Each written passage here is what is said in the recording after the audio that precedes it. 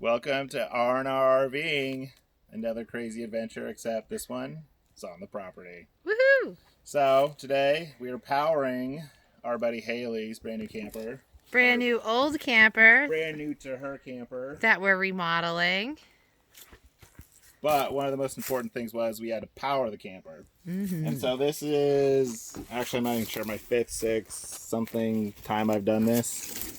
And so for Haley's system, I designed a 48 volt system. We've been working off the 12 volt systems because the other 12 volt systems have been hooked to our trucks and they have had lights and 12 volt pumps and everything that's hooked to our campers. But hers is going to be independent, and she's going to have, I'm only giving her 1500 watts, but she's got an Ames power inverter, 1500 watts, and she's got 3000 surge.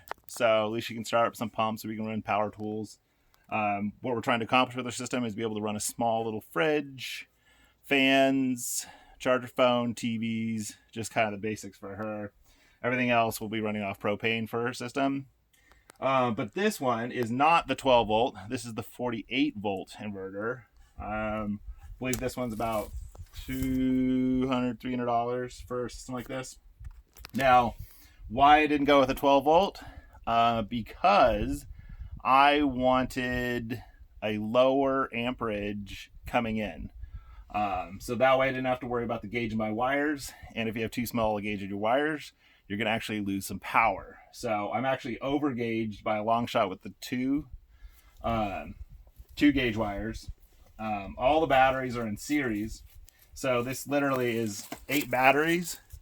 But because we've connected them in order, it has now become 48 volts. Or it actually is 50 volts when it's fully charged.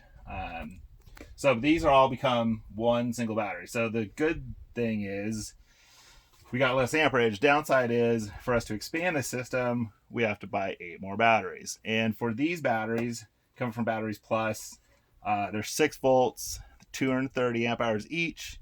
Because they're one battery, we only have 230 amp hours of 48 volts. But going to a 12 volt system, it would be equivalent to around 1200 amp hours. So this over here is our, and you can get in here, Rebecca, is our charging system. So this, we actually only need like a 40 amp charging system. But I actually made a mistake and bought a 40 amp, but it didn't do 48 volts. So I had to switch to this system, the MPP. The MPP is cool versus the PV. I can't remember the other one called.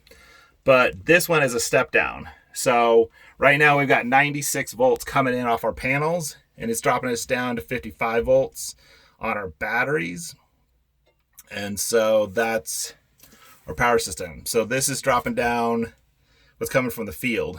Now, if you had the PPV system, you would only be able to do 55, 60 volts of power off these panels. Now, again, it's going to go back to amperage. So we can send up 96 volts, or around, it's like around 100 that I think it's going to hit coming up from the solar panels, but we've got quite a distance to go. And so for that distance, you're going to need a larger gauge wire to get there without the power loss. Because we only got these little suckers, which are 10 gauge wires, which is going to give us the capacity for 40 amps at 125 feet away from this particular system. So, Rebecca, if you want to take a look down the hill, you can kind of see where our panels are. But we... How many feet is this? We did the measurements. This is 125 feet down to the panels. Should we take a walk down there real quick? So we'll take a walk down there. We'll take a look at the panels. Welcome to our panels. We're now down about 125 feet in the sun. We made this system. We're still putting it together. It's still got some finishing touches, but this one, to save money, we did not buy a fancy $3,000, $5,000, $10,000 rack.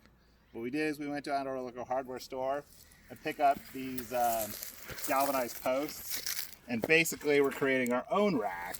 And we got a post driver, drove these in a good 4 or 5 feet, and just put the galvanized pipes on top. We're still mounting these down for our rack, but you can see we got a decent angle. It's not perfect, but it's in the sun.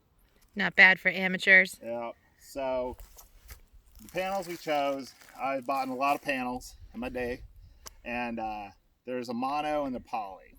The polys are much cheaper than the monos, but in full sunlight and a perfect day, which never happens, the polys are great. The monos are great.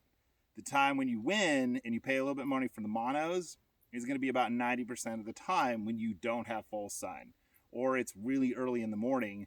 The monos have a better rate of picking up the low light, and for a majority of the time that we're out here, we're on low light. We got fog, we got smoke, we got something going on. So I chose these. Luckily we got a good deal on these. Only paid $160 a piece, and these are 195 watt panels. So we got about 975 watts out here in an ideal conditions, but we rarely get ideal conditions. So hopefully we'll be getting 700-800. But doing this, and it takes us up to about 100 volts, but with our 800-900 watts going up there on that 10 gauge, I just did the math and it was only about 10 amps, and so we're perfectly fine running up the hill without losing power. I put these all in series so we're getting the full power, and to reduce that amperage, reduce the amount of cables, reduce the amount of loss, I also threw a nice little circuit breaker on here which I need to mount, but my circuit breaker allows us to pop this panel off, and the chance, since we're in fire country, we may have a short, and if we have a short we could have a fire. So I made sure I had to have an extra safety installed in our system to be able to shut the panels down so it wasn't sparking as it went up the hill. So this is our panel setup for Haley's system. And the panels just link all into each other. Yep, so you can look under there, you can see how they all link. Equivalent to like our batteries, where we took 6-volt batteries, turned them into 48 volts. I forget what these are rated for, but we're getting about 100 all in series volts. So you got to be careful because this wire is now a 100-volt wire. So what are some things that you think are best to consider if you want to go solar? Going solar, you got to have more panels than you ever expected, because basically the way the panels are rated, everything sounds ideal, but life's never ideal and weather's never ideal. Ain't that the truth? So for this system, I actually anticipate having more battery power than I did sun. I feel like our total draw during the day is going to be fine. So we're starting here, but my charger control at the top is 60 amps, and we're probably only doing, no, it's going to come out the other end. So yeah, it was about 40 when I figured out the opposite end on a full run.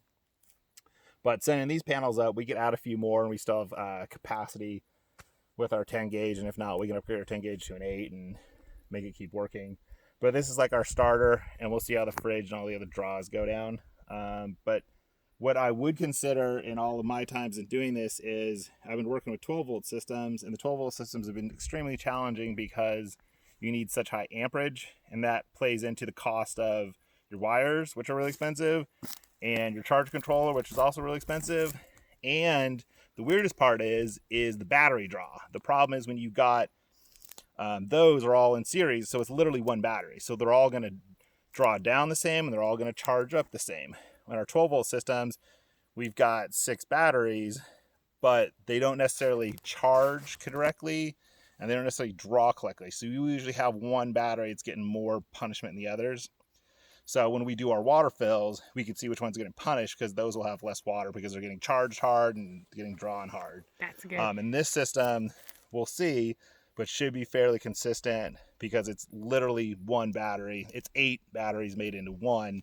And so this system, out of all the systems we've done, should have the least amount of problems, which I kind of anticipated because I'm not going to be able to check on this system as often. So this one needs to be more flawless, and so hopefully that'll pan out. If we need to make it bigger, we can add on panels, no problem. If we need to add batteries, that's going to be a challenge for us, because one more set of batteries and put us to 16 is going to cost us another $1,200. So hopefully the 8 will work. So that's the downside of the high voltage, is you got to do those batteries in sync or in series.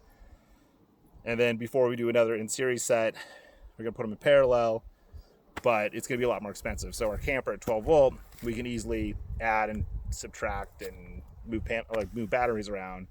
And so it's got more flexibility, but this one should be the best sustainable system without maintenance. So we'll see how it works out in the long run. But, RVing, we're always up to something. If we're not on the road, we're on the property, and always fixing something. So this is our third site. So This is it, yeah. we're always creating something new. I know. All right. Thank you so much for joining us. Hopefully you found that helpful. Any questions, please feel free to contact us.